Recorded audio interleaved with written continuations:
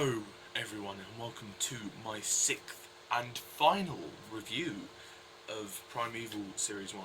Welcome to my review of Primeval Series 1 Episode 6, the series finale. Now, we have reached the end of Series 1. So, the plot is basically that Helen is back again and warns the team about an anomaly that is coming from the future, and there are these creatures from the future known as the future predators who are coming in and killing people, and so Nick and Co have to stop the future predator, and they have to go back into the future anomaly to, well, they have to go into the future to, well, basically stop the predators.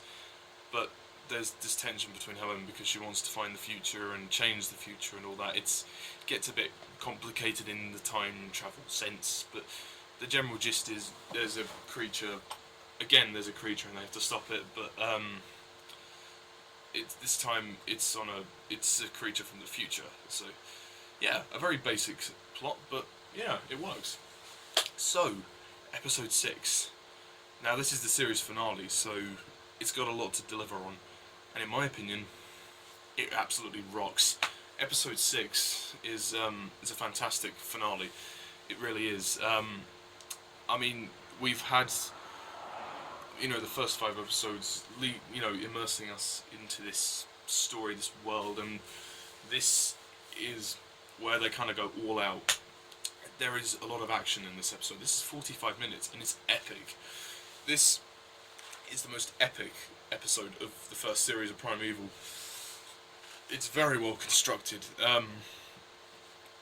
There's tons of action in there. There's tons of action and suspense. It will actually scare younger audiences, because when I watched this, first time I watched it, I think I was about 10 or something, and it was quite scary. I mean, the creatures look really scary. I mean, they've got this sort of thing on their head. Their kind of vision is based on like this kind of thermal infrared thing. Like they detect people through infrared, which is interesting. And I think the episode has a big scare factor. So there's definitely some scares and thrills in there, and the action is really cool. There's no shaky cam, no grainy shots. They've got it all good. So that helps as well, and it's not just like the team versus the creatures. There's actually, towards the end, a big fight, of one of the old dinosaurs. I think it's called the Gorgonopsid, but I'm not entirely sure. It's that thing that you see in the first episode, fights the future predator, which is really cool considering the budget of the show. They've spent the budget wisely, and they've done well. I think this is one of the best written episodes of the series as well. I really like the beginning when Cutter and Claudia are kind of flirting a bit, and they're, she's like, "Oh, when you were attacking, when you were protecting me from the creatures, you kissed me." Like, there's obviously some sexual tension between the two of them. They're sort of falling in love with each other. Well, they really like each other, and that's nice. That carries on. I mean, it's not a major factor of the episode, but it's a nice little emotional thing for Cutter. It's nice to see him have a glimpse of hope and success for once. I mean, considering that he's been completely in denial about his wife for 8 years, and I really also like the performance by Juliet, Aubrey as Helen. I feel that in this episode her character really we see the true colours of her character, how she's a very self-obsessed mad scientist. All she cares about is changing the future and shaping the future, and going through the anomalies, going on this big journey. She's twisted, she's just crazy. I mean, there's a line, there's some really good drama towards the end as well, like when she basically reveals to Cutter, that reveals to Nick that her and Stephen have been sleeping together, which is quite awkward. Not gonna lie. I mean, although I do think that he should have had a bit more of a reaction. I mean, if I were him and I found out that, you know, my wife had been sleeping with a friend of mine, I'd be fucking pissed. I'd go for my friend. I'd beat the crap out of him. I mean, I'm surprised that Cutter didn't do that. And then Stephen says to her, "You know what? I forgot, Helen. Sometimes you could be a real bitch." So I like that line. That's quite good. That made me chuckle. Yeah, I really like the scene in the car where Connor is being attacked, and then Abby saves him. You can tell that their relationship is developing and it's leading to something, which is really nice. Yeah, so their scenes. I always love seeing Abby and Connor. They're such a great pair on screen. They're the best on-screen chemistry of the cast, in my opinion. Lucy Brown is good as Claudia. I like her in this episode. She gives in to her professionalism and she's just like, fuck it, I like this guy. So she gives him a great big kiss before he goes through into the anomaly. And the music there is nice, you know,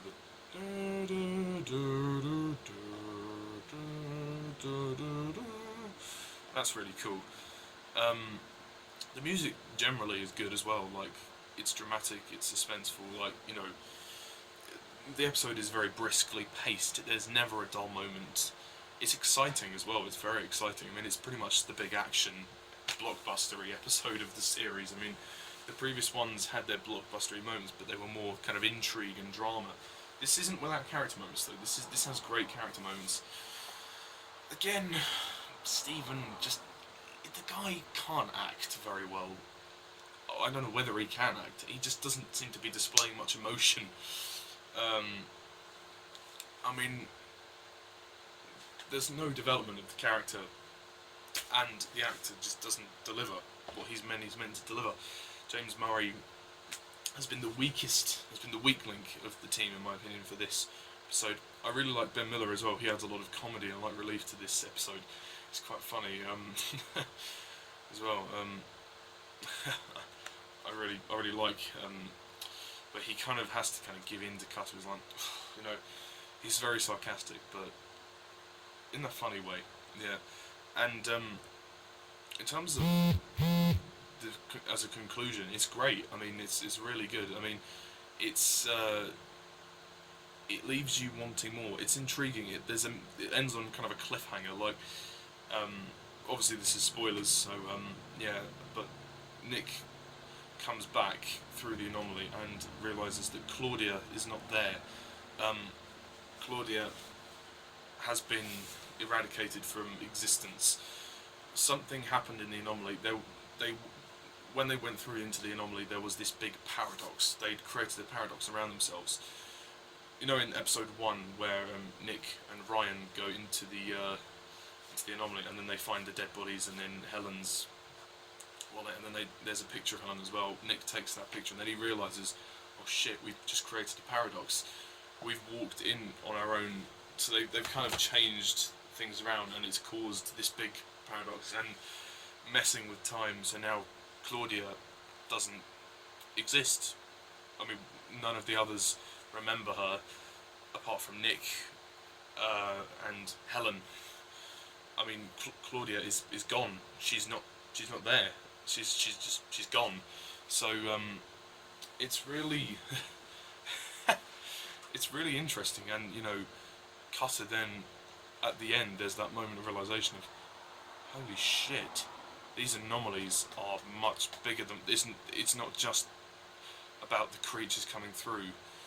It's more than that. These things have the ability to change time. You know, time, change existence. You know, things can change. Sometimes not for the better. And you know, the sheer realization of that is where the series ends on. I mean, it's really good. It's really good. You've always got that sense of drama and action in this one. I kind of wanted a bit more of an emotional peak, because it is the final episode of the series, but I mean, you've got the love story from Cutter and Claudia, which isn't necessarily developed much, but you know, it's all right, I suppose. It's the one kind of emotional connection that the audience has, because it's like, oh, and then at the end it's like he's lost the woman he loves through events of changing time. But the episode is action-packed, it's suspenseful, it's thrilling. There's some good character moments. Like I like the moment when like Helen's saying, "Oh, you know, come on, Nick, we can sleep together. We're married." But then he's like, "Excuse me, I'm going to take the spare room." So you know, till he's completely had a change of heart against Helen. He's completely oblivious to her anymore. He doesn't know who she is anymore. Having been gone for 8 years, she's changed a lot. So yeah, it's quite hard for him to deal with that. But you know, he's kind of falling for Claudia, so that's a nice distraction from, you know, all the shit that Helen's been causing. Like I said, I think the episode's beautifully shot. There's some great camera work. There's no grainy shots. Future Predators look scary. I really like the moment when Cutter fires the gun at the glass, and he kills the I think it's the father of the babies. You see the babies as well, and they look pretty terrifying as well, surprisingly. As a finale, it's great. It ties in really well. Ryan dies, which is unfortunate, but we find out he was the dead body in the first one. So it's come around in a full circle, and it's caused this big paradox, and it's caused Claudia to be eradicated from existence. It's great stuff, and I always was left intrigued when I was younger as to why Claudia wasn't there. But no, it is really good. Like I said, my only real issue with the episode is that I kind of demanded a bit more of an emotional core, and of course, you know, James Murray as Stephen doesn't really add much to it. I mean, I like the moment when he says, "Oh, you know, Helen, you can be a real bitch," but apart from that, I don't know. Like, there's not much else to say that's bad. I think it's a great episode. It's one of the best in the series, definitely. But it is more action. It has more action than some of the others. But I just think it's great. I mean, I don't think it's a masterpiece, but I really like it, and I think it sends off series 1 great, and it leaves you wanting more. I mean, if the series, if they didn't get commissioned to do another series, then, well, that would have been unfortunate, because then we would have been left on this open note. But no, now we've got it, and it's great.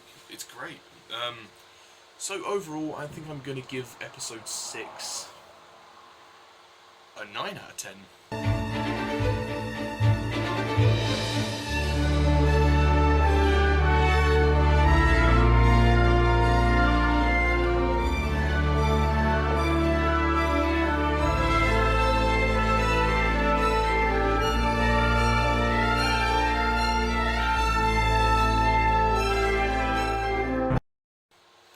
I think it's very good and very worthy of being a 9. So yeah, that is it. That is Primeval Series 1. 6 episodes are watched and reviewed. And as a series, I think Primeval is excellent.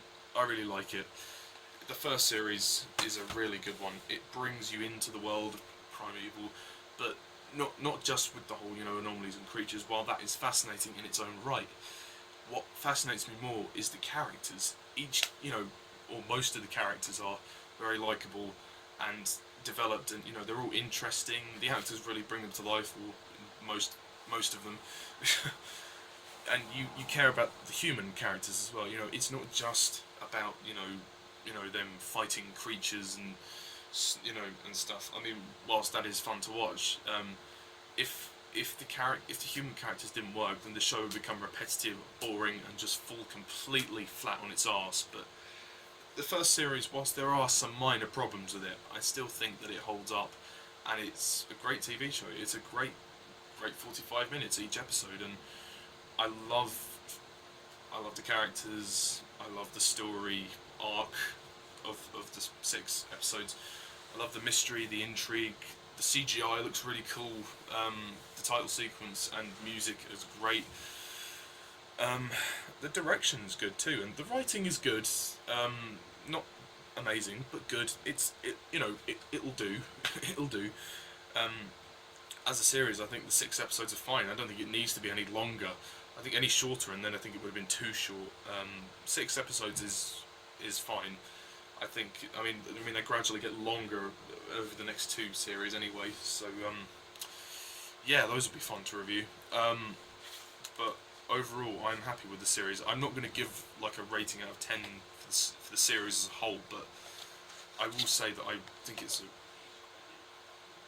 really, really good one. So yeah, that's my review of Primeval Series 1 Episode 6, and all my reviews are done now. So yeah, thank you all for watching the reviews, I appreciate that. Stay tuned for my Series 1 episode ranking, where I rank the 6 episodes in my personal opinion, like from worst to best, and then I'm going to be starting the Series 2 reviews, which will be fun, you know, because it's an ongoing story, and it will carry on, so, you know, from Series 1 to 5, so that's something to look forward to. Yes, so, yeah, that's really all I have to say, so thank you all for watching. This was Mr. Douglas 11. See ya.